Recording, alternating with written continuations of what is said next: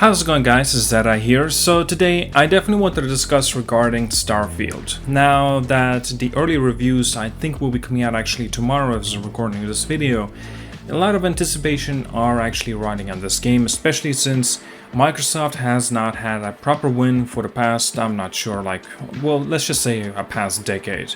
Because with the recent releases that they have been having and, well, a lack of included, it's just like there's not much of kind of a hype or anticipation that they've got, right? Especially since the fans of Xbox have been always asking for something that perhaps please Microsoft release some kind of a competitor for PlayStation, or at least release a good game that Xbox fans can enjoy for themselves.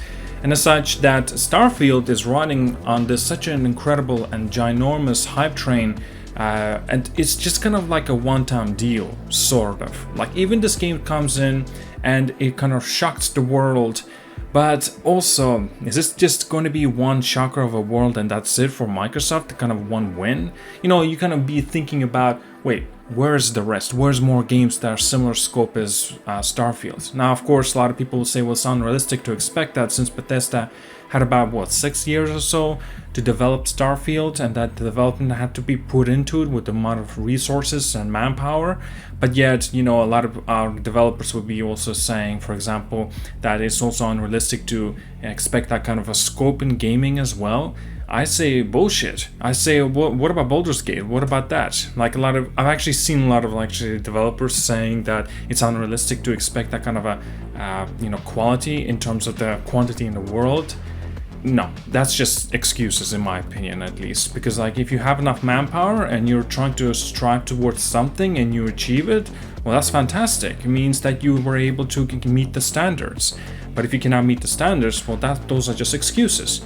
Now, again, that really depends on what kind of style of gaming you want to go, AAA, AA, right? Or perhaps maybe a little bit smaller in scope and whatnot. But again, so Starfield, let's continue back on topic regarding this game. I want to say that there will be quite early reviews coming out for this game, like I said, tomorrow or so. I personally am not going to trust any of them. That's completely all bullshit, going to be most likely. Since the only thing that they can give us kind of an idea for Starfield, if it's going to be mid-game, good game, great game, and a masterpiece game. They kind of can give us an idea. But the thing is, well, what best suits us, or, you should, as a fan of Bethesda, of Microsoft, or Starfield, you should pay attention to the reviewers that you trust, right? It just doesn't make sense why you will be looking up and seeing that the early reviews are up. They're all saying it's a 9, it's a 10 out of 10, a masterpiece and stuff like that, because like I said, they were paid off. The Microsoft have actually provided the keys towards Starfield to experience it early. Well, they knew who they were actually giving these keys to, because there actually have been also reports that a lot of publishers, a lot of people were not able to get the key towards Starfield early to give a review early on.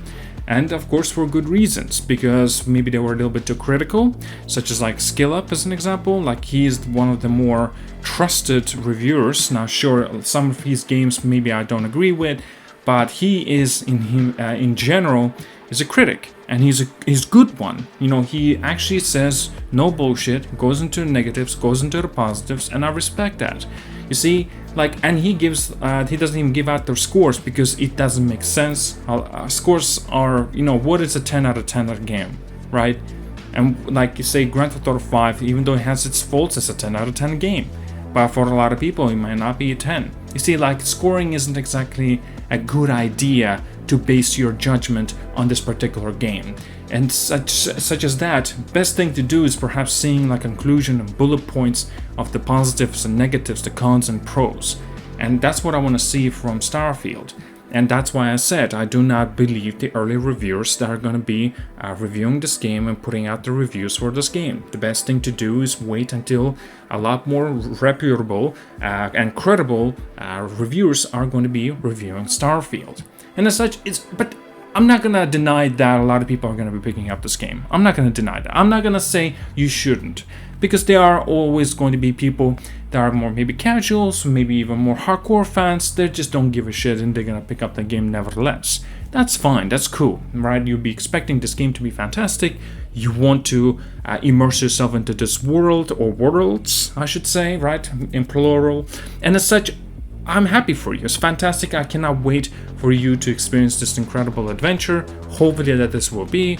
And of course, personally for myself, yeah, I think I'm gonna get this game as well. I'm not too sure when though, because I'm not gonna be buying an Xbox console. That's completely irrelevant and it's useless. It's just gonna be collecting dust. I never turn it on. I'm actually playing my PlayStation less and less, my PlayStation 5. And so what I do is basically I'm gonna experience Starfield on my PC. A superior version of Starfield because it has 60 fucking FPS. Like, what is with that decision as well? 30 FPS on consoles, 60, well, unlocked I should say, on PC. So yes, 100% Starfield is a superior game to play on, would be on PC. Now, okay, I might have actually gotten a little bit too aggressive with a lot of my statements. I just want to say that, guys, it's just my opinion, right? I apologize. I do not want to make this into a console wars, and I don't want to be coming off as I'm being arrogant. And I hope I didn't come out like that. And I apologize if it kind of maybe you thought I did so. So yes, I want to pick up this game, but I won't be getting it, you know, as a purchase method. I'm gonna get like Game Pass PC version, get it on day one on the 6th of September. Because the earlier version of this game, I'm sure there's gonna have bugs, like whatever. It's Bethesda, it's typical at this point. It's standard for them anyway, but that's inexcusable to give them a 10 out of 10 if they have bugs and glitches. Like if it has bugs and glitches, and some of them might even game-breaking ones, 100% doesn't deserve a 10. Like, even if the game is a superior game, it's like having a phone that is fantastic, bells and whistles. Incredible camera, wow. Software, wow. Apps, incredible, work perfectly, just fine-tuned to the core. Everything polished, incredible. But the battery sucks, so it dies after 30 minutes. Like you see, none of that, all these features are gonna be good in this case. It's the same thing to say about the game that has bugs and glitches that are game-breaking. You cannot play this masterpiece in that case. So it deserves to be put down on the scores. And as such, of course, it's not exactly a nice way of putting it. But still, you know, I want to be critical about this game. I want to experience it for myself. I'm looking forward to an extent, but I have my eyes open, right? I'm optimistic, but I'm skeptical, if that makes sense. And as such, PlayStation needs a competitor. Starfield could be that. But, unfortunately, PlayStation has so many other bangers after bangers at the release of their games. And I mean, wow, games like up to 9 and 10s out of 10s. Starfield, just one-time deal, is not a concern for them. This is why Microsoft needs to come out with games that are bangers after bangers. And after what we have seen, all the games that they have showcased, some of them we don't know much about, some others we didn't even see anything practically, and some others just don't have much of voter confidence other than Starfield, and that's not even technically Microsoft's game, if that makes sense to you. Well, again, it is now, but you know what I mean. Hopefully you understand what I'm talking about in this case. PlayStation needs a competitor so they can be less arrogant, and of course this means that they're going to be having a competition between each other. This means it will be better for the consumers. Well, at this point, I don't know what else to say about Starfield. I'm looking forward to it, but I'm worried a little bit as well. But I hope that a lot of you who are going to be picking up this game are going to have a hell of a time for yourselves. In a very, very positive way, of course. Alright, like and subscribe, see you guys all later, and have a wonderful day.